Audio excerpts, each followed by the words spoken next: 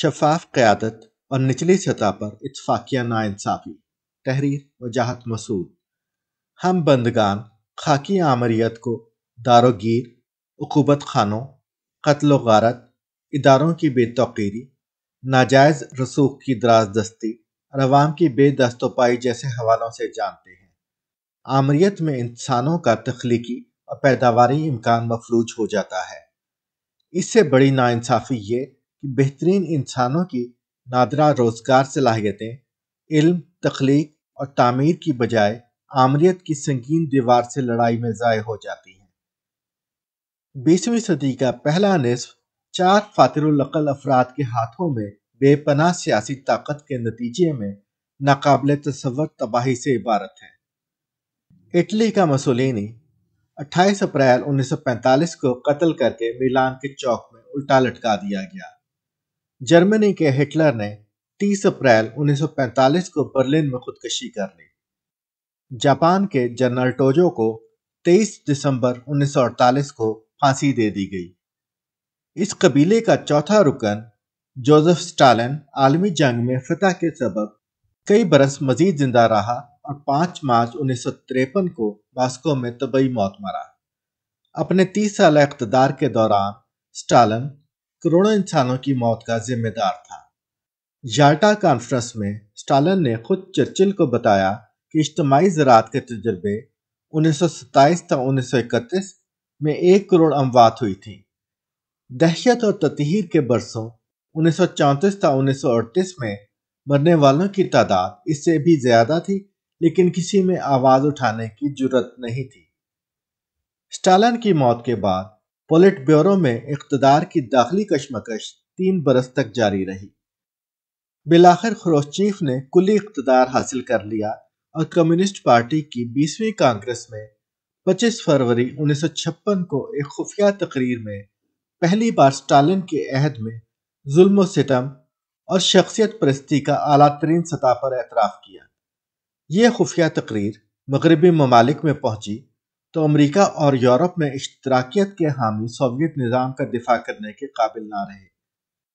حقیقت یہ تھی کہ اسٹالن کے مظالم کا ذکر کر کے خروشچیف اشتراکی نظام کی مذمت نہیں کر رہا تھا، وہ تو صرف اسٹالن کے مقابلے میں اپنا صاف ستھرا تاثر قائم کرنا چاہتا تھا۔ اس تقریر میں خروشچیف نے بار بار دعویٰ کیا کہ اسٹالن دراصل مزدور طبقے اور کمیونزم کی حتمی فتح کے لیے جدوجہد کر رہا تھا۔ گویا سوویت عوام اور بلشویک پارٹی پر عذاب بن کے اترنے والا اسٹالن صاف ضمیر کے ساتھ یہ سب اقدامات کر رہا تھا۔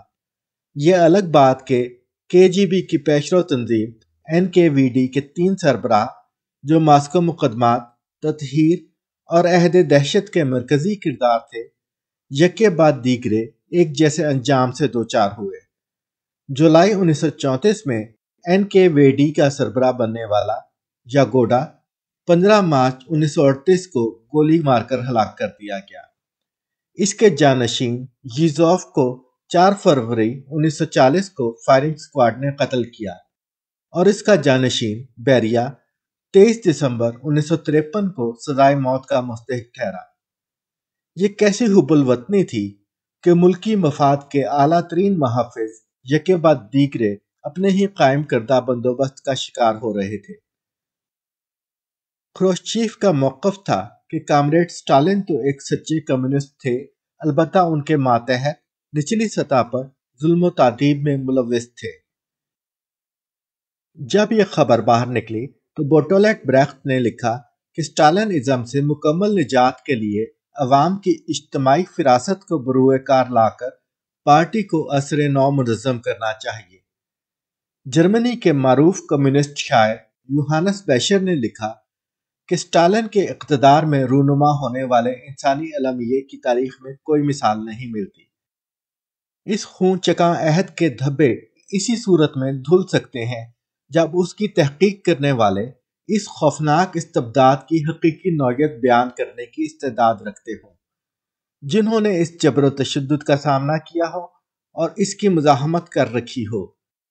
اس میں دقت یہ تھی کہ 1953 تک اشتراکی تحریک کے حقیقی رہنما مارے جا چکے تھے۔ 1934 کی 17ویں کانگریس کے 1966 ارکان میں سے 1200 کے قریب سزائے موت پا چکے تھے۔ ماسکو مقدمات کی 3 طوفانی لہروں، وسیع پیمانے پر گولاگ کے برفانی جہنم میں قید سیاسی مخالفین، پارٹی اور فوج کے سرکردہ ترین رہنماؤں کے قتل کے بعد کوئی بچا ہی نہیں تھا جو یہ لہو آلود حکایت بیان کر سکتا۔ 1956 میں جو لوگ زندہ بچ رہنے والے یا تو ان خود جرائم میں شریک تھے یا انہوں نے برس ہا برس ریاستی جھوٹ کی تائید کی تھی اور نسل در نسل رائے عامہ کی دروغ آمیز ذہن سازی کے معمار تھے۔ آمریت کی غلیظ بدرو سے گزرنے والی قوم میں سے کسی فرد کا دامن بے داغ نہیں رہتا۔ آمریت اجتماعی اور انفرادی سطح پر ضمیر کی سچائی کو مسخ کرنے کی مشق ہے۔ آج کے پاکستان میں ہم اسی المیے سے دوچار ہیں۔ کوئی آئینی یا ریاستی ادارہ گزشتہ دہائیوں کے اجتماعی جرائم سے بری ذمہ ہونے کا دعویٰ نہیں کر سکتا۔ ہم نے دستور کے بخیے اس بری طرح ادھیڑے ہیں کہ عمرانی معاہدے کی رفع گیری ممکن نہیں رہی۔ اشرا در اشرا آمریت، آمرانہ قوتوں کی تابع سیاست، اختیار اور انفرادی جرائم میں گٹھ جوڑ اور نسل در نسل ریاکاری پر مبنی ذہن سازی سے قوم کی توانائی اس بری طرح مجروح ہوئی ہے کہ ہم بھی خروشچیف کی طرح منمنا رہے ہیں کہ میں نے تو کچھ بھی غلط نہیں کیا۔ البتہ نچلی سطح پر ممکن ہے کہ کسی پرجوش اہلکار سے کچھ ناانصافی ہوئی ہو۔ اس اتفاقیہ ناانصافی کا نتیجہ یہ ہے کہ قوم ان گنت ٹکڑوں میں بٹ چکی ہے۔ ملکی معیشت تباہی کے دہانے پر ہے۔ رائے عامہ ملک کو درپیش آئینی، سیاسی اور تمدنی مسائل کے حل کے لیے ان بالشتیوں کے سحر میں مبتلا ہے جو گزرے ہوئے کل کی غلطیوں کے اقبالی مجرم ہیں۔ ہماری قوم ذہنی بالشتیہ پن کا شکار ہو چکی ہے۔ ہم سیاسی سازش اور معاشی قبضہ گیری کے نتیجے میں اس یونانی المیے کا شکار ہیں جو ہر عہد کے خروشچیف کو پیش آتا ہے۔